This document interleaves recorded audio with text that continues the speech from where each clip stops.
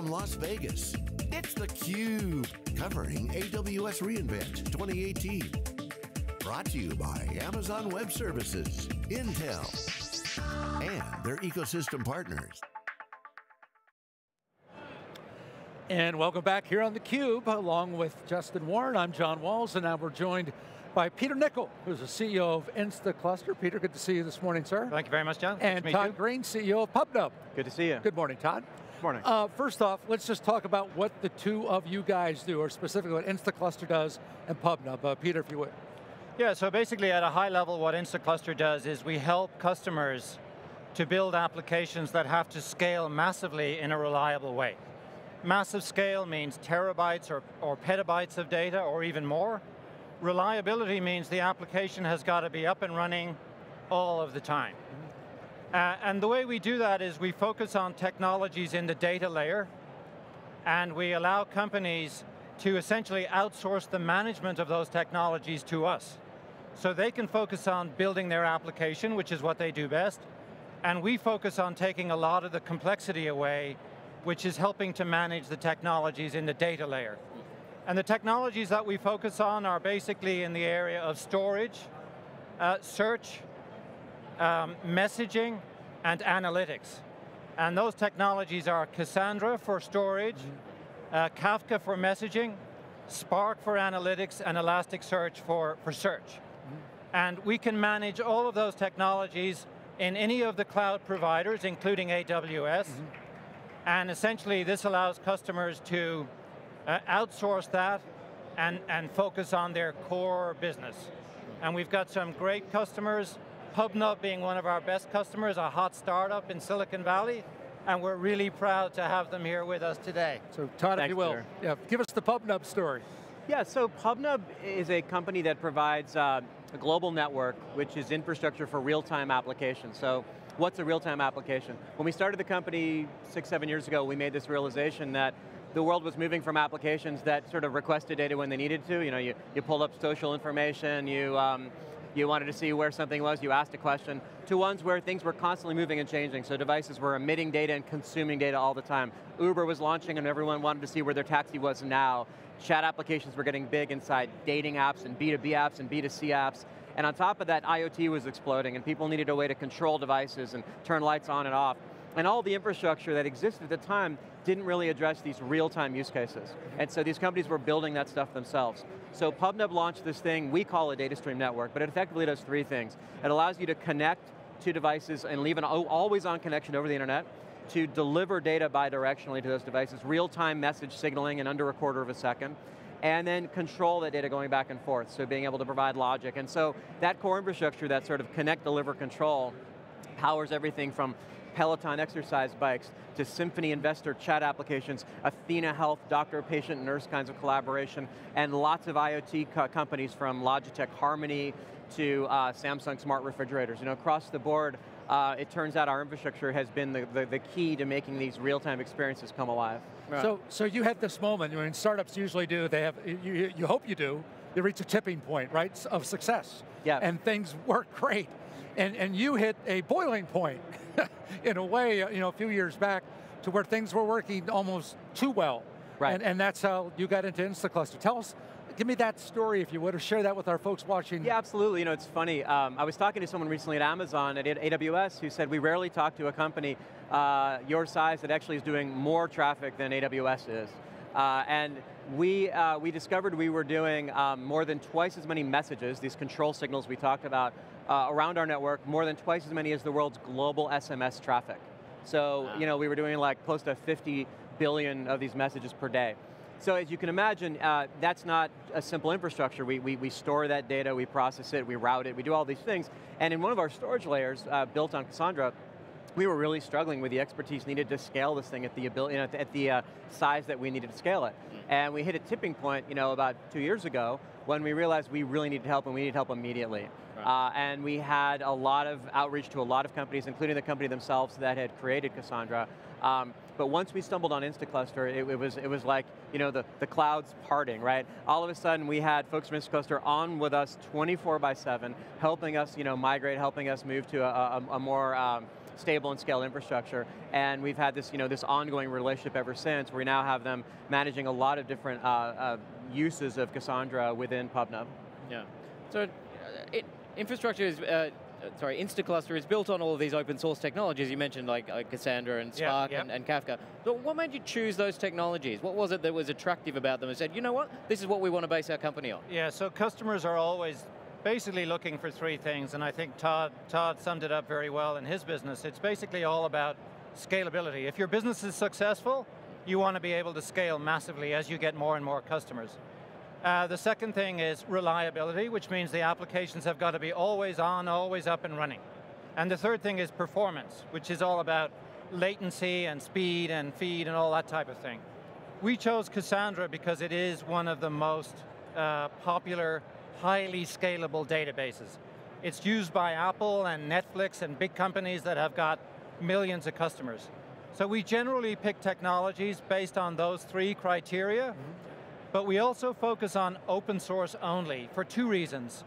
Number one, open source doesn't involve expensive license fees, so customers don't get locked in with expensive license fees. And number two, open source provides a degree of flexibility, cloud independence.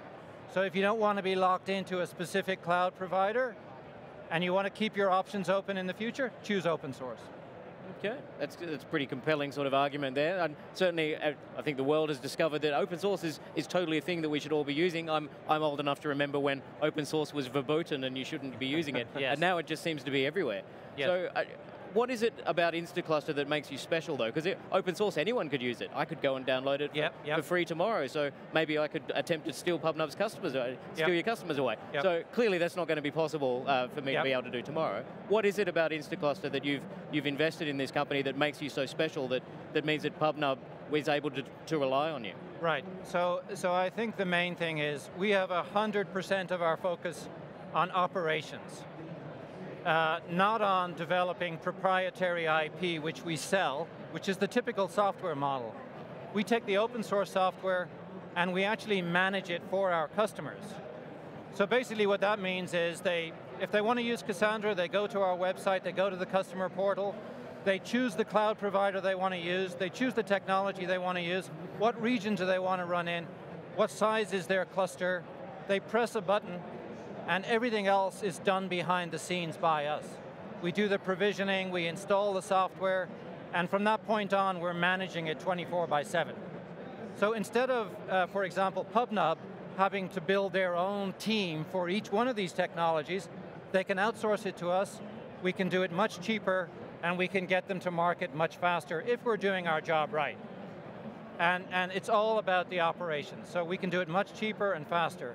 And that's our main advantage. The other advantage is we manage all of these different technologies in the data layer, which means that customers have one vendor they can go to manage several different technologies. And it's all highly integrated from one vendor. That's a big, rather than having 5 different vendors to manage 5 different technologies, we provide the complete platform. Right. So Todd, what does this mean for you that now that you have this partner that you can rely on and that you can trust, what does that change for the business? What does that enable you to be able to do now that you can look forward to say, you know what, we can do this to grow our business? That's a good question. Like Instaclustr, we operate PubNub. I mean, customers pay us not for our technology, but for our ability to operate our technology at massive scale. And we provide 5 nines SLAs, which is a fancy way for saying if we have an outage for more than 26 seconds in a month, we provide credits back to our customers. So that's a really high bar to fill. And so, philosophically, we see ourselves as an operations company ourselves, right? And so we're very careful about who we would bring into the fold as part of operations, right?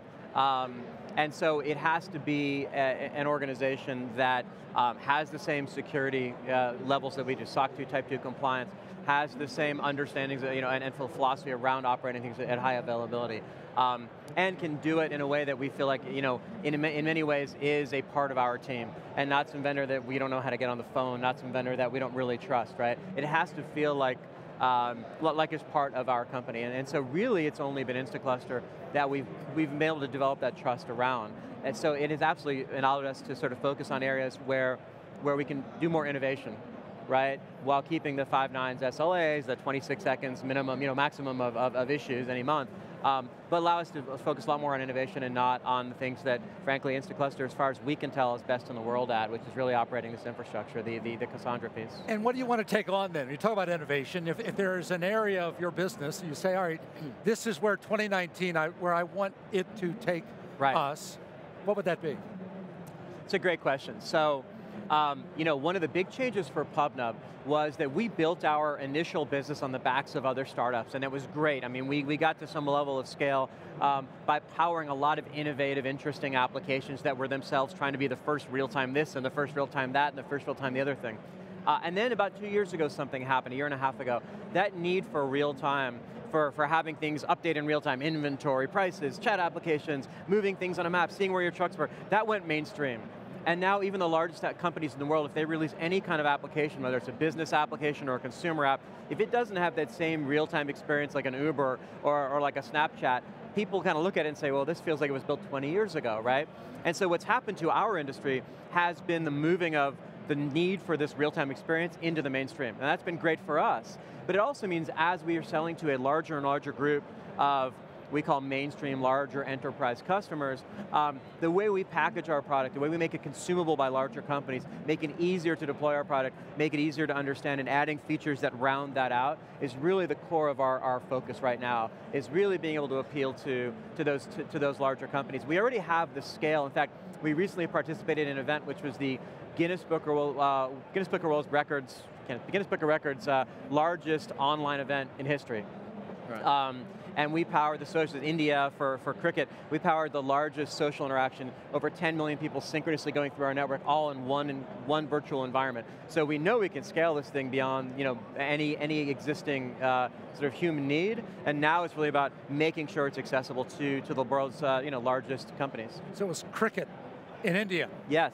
I would have thought it was the Justin Warren fan club, but I guess not.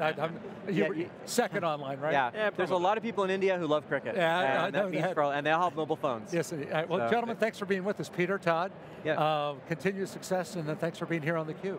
Okay, thank you so much. It's been a pleasure, thank you. We continue live coverage here from Las Vegas. We're in the Sands. We're here all week at AWS reInvent.